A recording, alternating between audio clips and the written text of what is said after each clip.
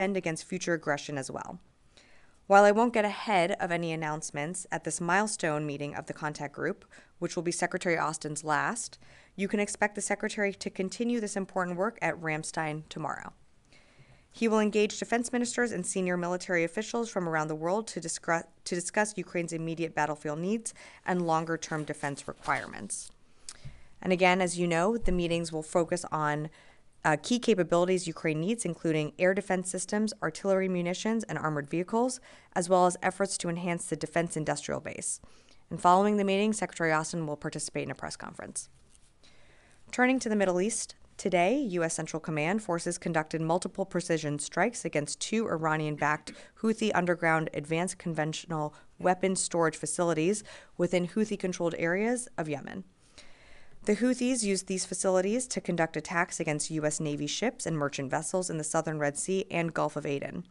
The strikes are part of CENTCOM's efforts to degrade these Iranian-backed Houthi attempts to threaten regional partners and military and commercial vessels in the region. Switching gears, on the transition, the department continues to execute a smooth and professional transition with daily interactions with the President-elect's Agency Review Team, or ART. As of 8 a.m. today, ART members have participated in 106 meetings with DoD officials, and the Transition Task Force has responded to 81 requests for information, or RFIs, from the ART. And last, as you probably just saw, the President, Governor Newsom, and others received a briefing on the devastating wildfires in Southern California, which the department continues to monitor. At the President's direction, the Department of Defense will provide additional firefighting personnel and capabilities. The federal government is working closely with the National Guard, which is deployed under the governor's state of emergency declaration. The California National Guard is adding 2 modular air firefighting system units, and 2 more are being readied by the Nevada National Guard. The Department of Defense has 4 additional MAFs that could be used if needed. Additionally, the department is sending 10 Navy helicopters with water delivery buckets to immediately assist with aerial suppression. And with that, I'd be happy to take your questions. Lita. Hi, Sabrina. Thank you. Just on Ukraine, the latest amount is not clearly the entirety of what is left. How concerned is the administration that you are leaving a pretty substantial amount of money not delivered to Ukraine in terms of weapons, several $billion? And do you think that those weapons will eventually get to Ukraine, and is there a danger of a lag? Sure. So on Ukraine, as you mentioned, there will be a few $1 billion in authority left for the incoming administration to decide what they decide to do with that remaining authority. And what I would say is, on the question of are we concerned, Ukraine has bipartisan support within Congress, and it is because of our efforts that Ukraine continues to be successful on the battlefield. And you know this, back in February 2022, when Russia invaded Ukraine, many pundits thought that Ukraine would fall, immediately. And it is because of this administration's way forward and the commitment of the Ukrainians and their courage and fighting on the battlefield that they continue to survive. But they do that with the support of the United States and other allied countries and coalitions through the Ukraine Defense Contact Group. And I think it's pretty clear that the Ukraine Defense Contact Group is it's more than just a common understanding, it's a common cause. And so it's really up to the incoming administration to decide what they decide to do with the remaining authority that's left. But of course, we hope that, in some way the Ukraine Defense Contact Group continues on. But certainly support for Ukraine remains strong within Congress. And I'm sorry, you had a second question on Ukraine. Oh, no, I was at a follow-up. I have a follow-up. Okay. Just on the assistance to California. Yeah. For additional, you said, 10 Navy helicopters. That's active duty, correct? It would be through the California National Guard the department is feeding into the California National Guard's request. So right now it is all through state authorities. So these 10 Navy helicopters are what then? Isn't that Those aren't active So duty Navy? we are standing by to send 10 Navy helicopters with water delivery buckets. I don't have the authorities on which they will be provided under, so I am happy to get back to you on that. I'm not asking for authority. I'm asking, Oh. is that active duty Navy that's going to be flying those Yeah, planes? that would be my understanding. That's my Okay, understanding, right. yeah. And do you know how many personnel that involves don't. or anything? Do you have any other details? And is that the only active duty You know what, military actually, involved? I'm sorry, can I take the question on if that's Yes. active duty? I just Yeah. don't want to misspeak, and I want to Okay. make sure that I get you the right Okay, any information. clarity on active duty Sure. troops involved in this would be helpful. Yep, let me get back to you on the active duty thank you. component, But please. these are federal assets. that These you would will be federal given. assets, Okay. correct, yes. Okay, can And I- then Jen, yep. Okay, can I follow up? Mhm. So it seems like a slightly anemic amount of federal assets being provided to the largest fire in California history with the commander-in-chief out there. Why not flood the zone, if you will, with more assets? Well, Jen, it's a matter of also can those assets get in the air? And right now, I mean, Cal Fire has some of the best capabilities and equipment to fight fires in California. We can surge assets, and the president has directed this department to bolster whatever California needs. But we have to work with California. And right now, we can't even get assets up in the air because the fires are so bad and because the winds are so bad. So until we can do that, I mean, you're seeing the footage on the ground. I know you're covering it as well.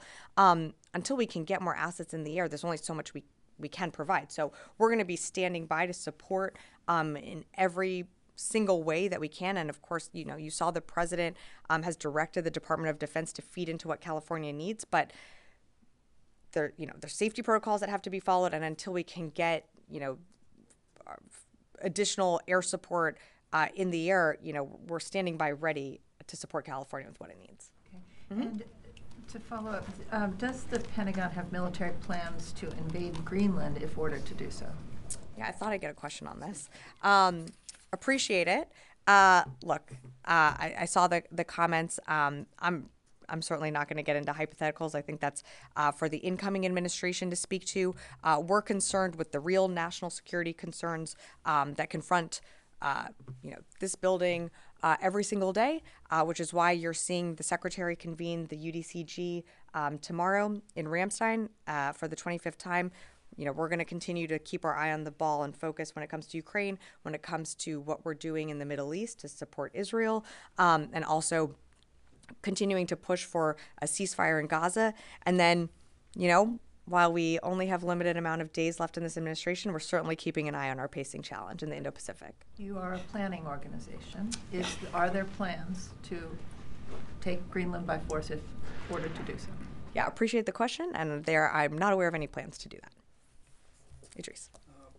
Yesterday, DOJ filed a motion to stop the plea deals for 4 of the detainees in Guantanamo Bay. Obviously, you can't talk about it because it's ongoing litigation, but what is the administration's policy on Guantanamo Bay? Do you want to close Guantanamo Bay, or what is your actual policy on Gitmo? I mean, I think the president has been pretty clear that, and what you've seen over the past few months is more detainees, leaving Guantanamo Bay. But again, when it comes to this specific appeal, there's a process and that we are going through with the appeals process, and because of that, these individuals are going to stay there for the foreseeable future. But look, I think every administration has made a concerted effort to try and get detainees out of Guantanamo Bay and slowly close that facility. These things take time, and as early as this week, you saw us, make an announcement about other detainees being transferred to other countries.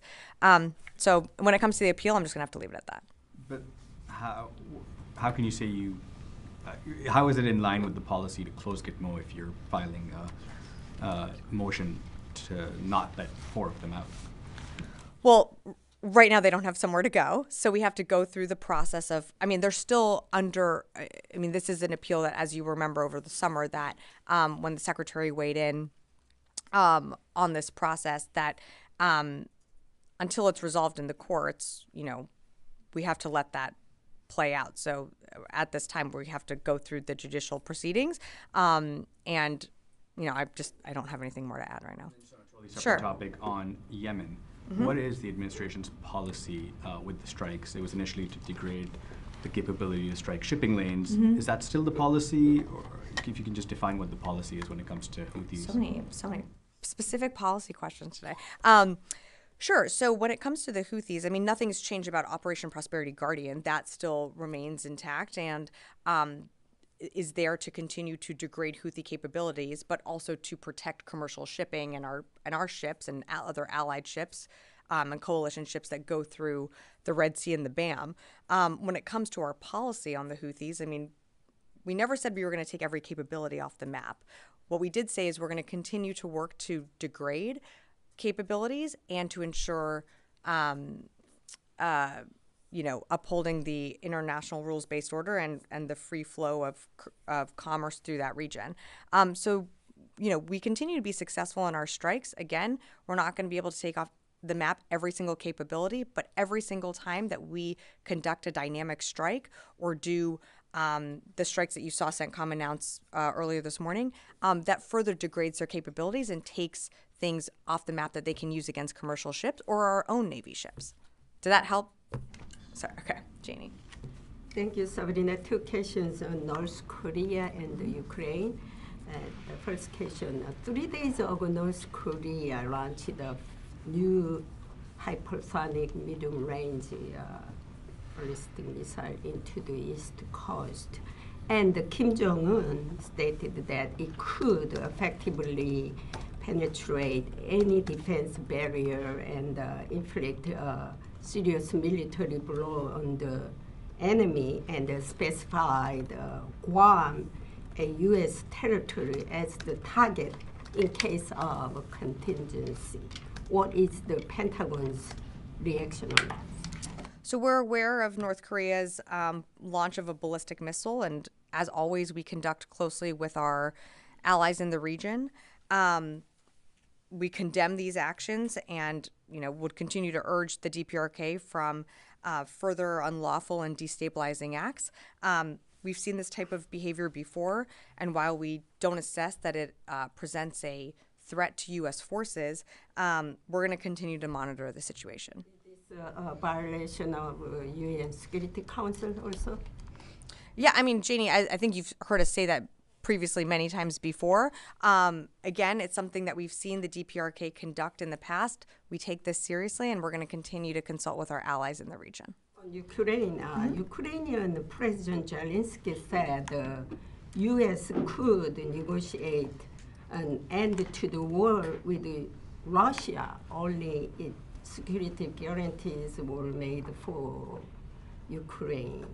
How would you respond to this? Janie, I'm going to let President Zelensky's words speak for themselves. He is ultimately the one that is going to have to decide, how this war comes to a conclusion. That's not for us to dictate, and that's not for us to dictate those terms. What we are doing as the United States and as the Department of Defense is what the Secretary has done since April 2022, which is convene the UDCG and bring together partners and different coalitions to help Ukraine with what it needs, both in the short term and the long term in its battlefield requirements. So that's what you're going to see convene tomorrow. I'll leave it at that. Mike. Are these Navy assets, the helicopters, are Yeah. they coming from San Diego or the other, Navy, the big Navy bases, or other big Navy bases in California? I don't have more information on where they're coming from just yet. Okay. Constantine? Thanks. So over the past 30 days or so, CENTCOM has announced a series of strikes against ISIS. Some of them have been seem to be larger than kind of the usual battle rhythm. Is that an indication that the organization that ISIS is either reconstituting itself or is posing a greater threat than usual to the U.S.?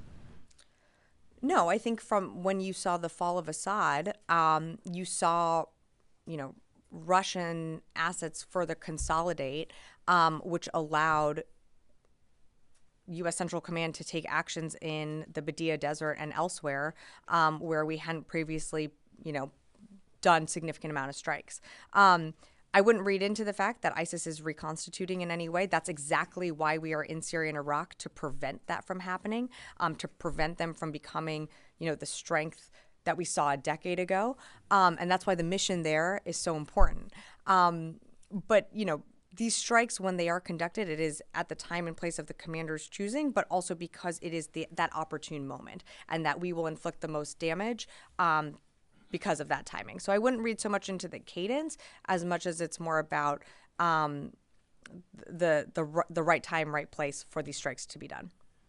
Fair enough. So then, given all of that, sort of in the context of New Orleans and that particular attacker's profession of ISIS ideology, is there an assessment from the Pentagon that while perhaps militarily the organization is not an increased threat, that ideologically they're still able to influence U.S. U.S. citizens in the homeland?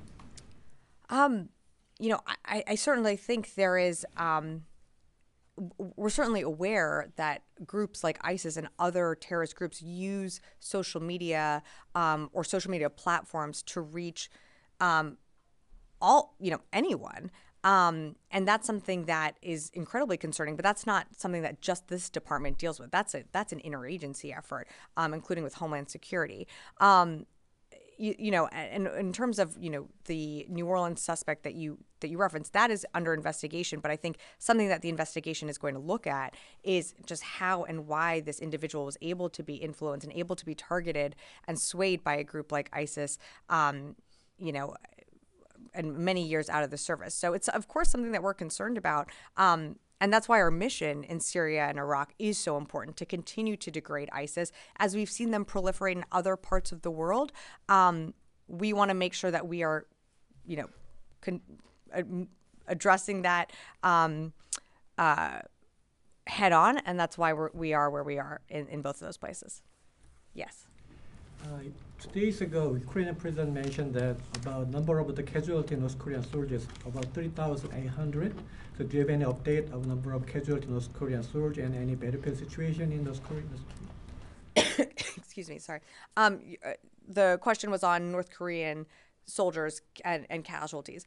Nothing has changed from our assessment, which I think we gave a few weeks ago, or maybe last week, kind of losing track of time. Approximately 1,000 DPRK casualties. That's a mix of killed in action and wounded in action. Again, I don't have more than what we've previously provided. Yeah. Thanks. Does the U.S. currently provide YPG with new ammunition and weapons in Syria? There are some news reports are stating some delivery landed in Hasake, Rojava. If so, what is the current capacity of the supply? Yeah, I don't have anything on those reports. Again, I think you know that our partnership is with the SDF. We work with them when it comes to continuing to further degrade ISIS's capabilities in the region, whether that be partnered raids or the unilateral strikes that you've seen Central Command conduct over the past decade, and most recently in the past few weeks. Tony. And how does this help the transition with Turks and the administration in Damascus currently supplying them with weapons? Okay, so again, the work that we do in Syria is a partnership with the SDF. So I think it's important to remember that the whole reason why we are in Syria is to continue that enduring mission to defeat ISIS. That is a partnership with the SDF. Whether it be in partnered raids or, in strikes, our entire mission in Syria is to ensure the continuing defeat of ISIS. Tony. A couple PDA follow-ups. Sure. Exclusive of what's going to be released tomorrow, this massive, substantial PDA, how much has been obligated to date, or how much has been drawn on to date of the 72 PDAs so far, roughly? I can tell you how much we have left in authority. I don't have the totals of how much, over time. I mean, I said in my topper at the very beginning that it's approximately 126 billion in security assistance to Ukraine that the United States and our partners have collectively committed. In terms of authority, there will be a few $1 billion left in authority left. My question is, though, when this comes out tomorrow, for size and scope, it's going to be useful for the public to know how much. It's like over X billions, but can you get that roundup from 2021 through the Yeah, 72? Tony, I appreciate it. I'm not gonna get ahead of any announcements. You can go back and look through all the different PDAs and totals that we've released over time. I'm not going to do the math from here right now, but what I can tell you is the authority that, you can look and also see what Congress has allocated the department. I can tell you that there's going to be a few billion left in authority for the next administration to decide what to do when it comes to Ukraine. May I push back a little bit here? Sure. The Pentagon's got an obligation to do the math rather than having the public try to go through 72 of these things. That's one point. Two, I think a lot of people are going to wonder, why were you unable to use all the authority, the 4.8 billion, I think it was? Why not? Why are you leaving any left given the urgency of the situation? Well, you might remember earlier last year, we had a gap in funding that we were not able to restock our own shelves and our own supplies. So when we weren't able to do that and we were operating under a time when we were not able to resupply our own stocks, that prevented us from getting PDAs out the door. And you saw us pause for several weeks, in fact, on being able to supply Ukraine with what it needs on the battlefield. With every single PDA, we have to weigh it against our own readiness. And if the secretary and the chairman do not feel that we can provide a package at a certain amount of time, we will not be able to provide that package. That delay in funding severely limited the department on what we were able to provide Ukraine during that time. The thing was passed in April. We're in January, so a prudent person who doesn't follow this closely would say that was a long time ago. And I would tell that prudent person that, look, it takes the defense industrial base, it still takes a while to produce these capabilities. I mean, the fact that we're at the point of providing over 70, presidential drawdown authority packages to Ukraine, I think speaks volumes to this department's and this administration's commitment to Ukraine. Louis. A follow-up on. Sure. Can I get a clarification on the maps, the numbers, please? Can you tell me how many are being provided, how many are being readied? Yeah. 1 second here. So, sorry, Louis, let me just go back through my... So the California National Guard is adding 2 MAFs, and 2 more are being readied by the Nevada National Guard. And the department has 4 additional MAFs that could be used if needed. Okay. So that's a total of 8. Okay, because I'm reading the White House, and the White House, this is, the Northcom is preparing 4 more, but I guess... I would say the department, yeah. Okay. Mm-hmm. And also in your topper you mentioned, you give an update on the transition contact. In the time remaining in his term, is Secretary Austin intending to speak with Secretary-designate, well, excuse me, the nominee, Pete Hegseth, or has that happened, or again, does he intend to, or has it happened? I don't have any calls or meetings to announce at this time. So does that mean there are plans to, should he be confirmed? I mean, what exactly does your statement mean? Right now, I don't have anything to announce. If I have something to announce about a meeting or a call, I'll certainly keep you updated. Okay, I'm going to go to the phones and then come back in the room. Chris Gordon, Air and Space. Thanks, Sabrina. I have 2 questions, one on Ukraine and one on Iraq. Regarding Ukraine, can the Pentagon provide the number of Ukrainian F-16 pilots that have been trained in the U.S., even if you have to take that question? And can you provide us with a general idea of the U.S. support for the F-16 pilot training program under this administration's tenure? And then my second question on the actions against ISIS, can the Pentagon explain a little bit more about what exactly happened in the Iraqi mountains? Were the fighters that conducted airstrikes all U.S. aircraft? Did the F-15s and X-16s conduct pre-planned airstrikes as part of this operation? Just trying to understand that a little bit more. Thank you. Thanks, Chris. For on your question on the ISIS strikes, I think you're referring to that from a few weeks ago. I think Central Command put out all that we're going to on those strikes, but for more information, I'd refer you to them to speak to that operation. On the F-16 program, I think you're pretty well versed on it. You know, we've trained we are a co-lead on the Air Capability Coalition. We have trained a handful of Ukrainian pilots. That training took place here in the United States, but of course, other countries did host Ukrainian pilots and continue to train them. I'm not going to get into specific numbers right now, but I think you're certainly well versed in all the training that goes into the F-16, and the Air Capability Coalition is still working to train more additional pilots when ready. Heather, USNI.